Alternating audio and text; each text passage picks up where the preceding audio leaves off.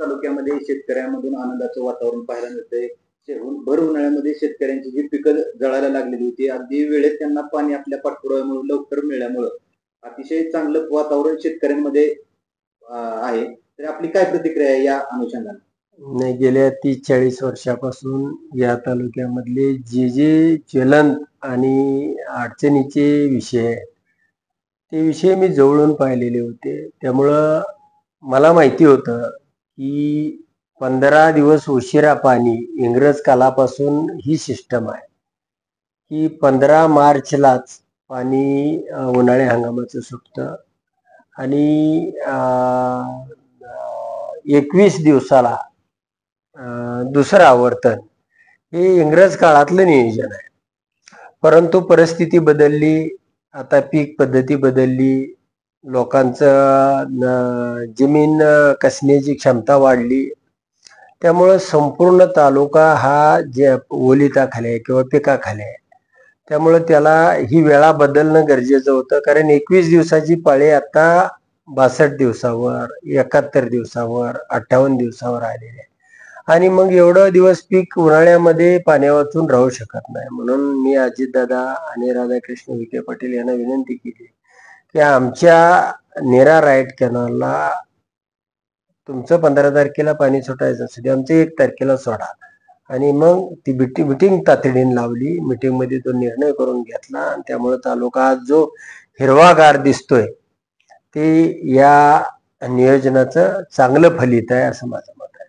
तसेच नेरा देवधरच्या पाणी प्रश्नासाठी आपला इथून पुढील संघर्ष कसा असणार आणि काय भूमिका आहे, आपण जे काय पायवारे वगैरे करणार आहे? नाही, मी त्याची पूर्ण माहिती घेतली आणि आपल्या तालुक्यामध्ये साधारणपणे 2747 कोटी रुपये एवढी रक्कम या नेरा देवधरच्या शिंगुर्णीमध्ये पाणी जाण्यासाठी लागणार आहे.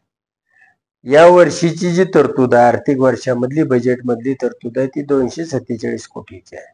मग अशा हिशोबानं जर आपण हिशोब केला तर 10 वर्षाचा कालावधी हा शिंगुर्णीला पाणी जायला लागणार आहे. आणि तोपर्यंत याची किंमत 2700 कोटीची 5000 कोटी होते. आणि मग जर अशा वेगानं आपण गेलो तर पुन्हा 5000 कोटीची आपण कामं करत राहिलो तोपर्यंत त्याची 10,000 कोटी किंमत होणार आहे. म्हणून आम्हाला तुम्ही गोशी खुर्द सारख्या तलावाला एका वर्षी 32,000 कोटी रुपये देता, तर आमच्या या कालव्यासाठी एकच टेंडर असलं पाहिजे आणि ते 2747 कोटीचं असलं पाहिजे.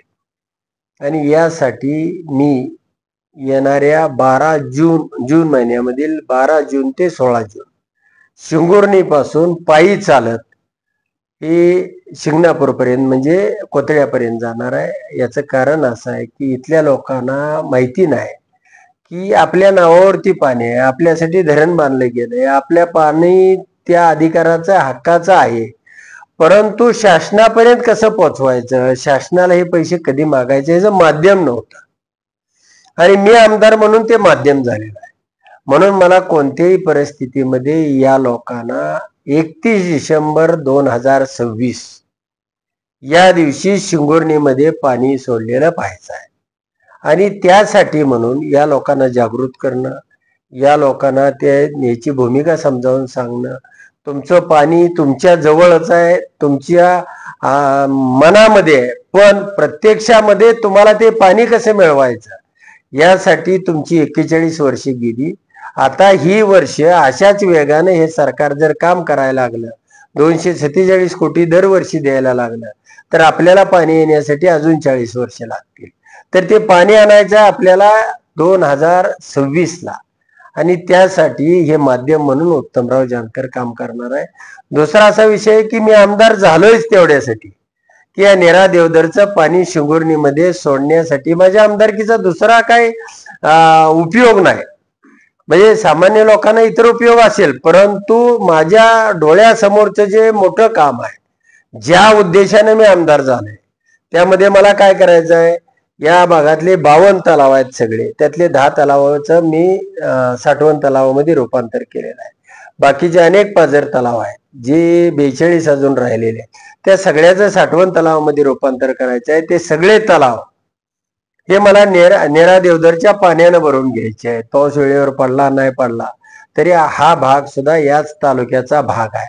अशा पद्धतीने हिरवागार झालेला तो डोंगर पिकलेला, तिथल्या बागा फुललेल्या, हे माझं स्वप्न आहे आणि त्यासाठी मी आमदार झालोय. म्हणून 12 तारखेपासून ही यात्रा निघेल आणि ती 16 तारखेला शनी शिंगणापूरच्या महादेवाच्या पायाशी त्या ठिकाणी आम्ही जे जल घेऊन जाऊ ते जल त्या महादेवाच्या पायाशी अर्पण करू आणि त्या ठिकाणी शपथ खाऊ की हे पाणी आपल्याला 31 डिसेंबर 2026च्या पूर्वी मिळवायचं आहे आणि ती क्षमता या लोकांच्या मध्ये भरू, ती जागरूकता आणू, त्या लोकांमध्ये ती चेतना निर्माण करू, त्या लोकांचा हक्क त्यांना समजावून सांगू, लढाई कशी करायची त्याचं मार्गदर्शन करू, पाणी कसं मिळवायचं आहे ह्याच्यासाठी तुम्ही काय केलं पाहिजे हे सगळं त्या ठिकाणी आम्ही समजावून सांगू. आणि म्हणून हा आपला जी पाण्याचा मिळवण्याचा जो लढा आहे, हा लढा हा आपल्या हातामध्ये, आपल्या स्वतःच्याच इच्छाशक्तीमुळे हे राहिलेलं आहे आणि ती इच्छाशक्ती या लोकांची जागृत करणं एवढंच काम आहे आणि ती केली की ते आपलं पाणी येणार आहे. आणि म्हणून माझा हा पायी दौरा आहे. निश्चितपणानं शंभू महादेव याला यश द्यावं. 31 डिसेंबर 2026च्या अगोदर या शेतकऱ्यांच्या रानामध्ये पाणी यावं या उद्देशानं वाटेल ते करायला, अगदी मंत्रालयाला कुलूप घालायला सुद्धा मागं पुढं पाहणार नाही, पण या शेतकऱ्यांना पाणी दिल्याशिवाय राहणार नाही. धन्यवाद.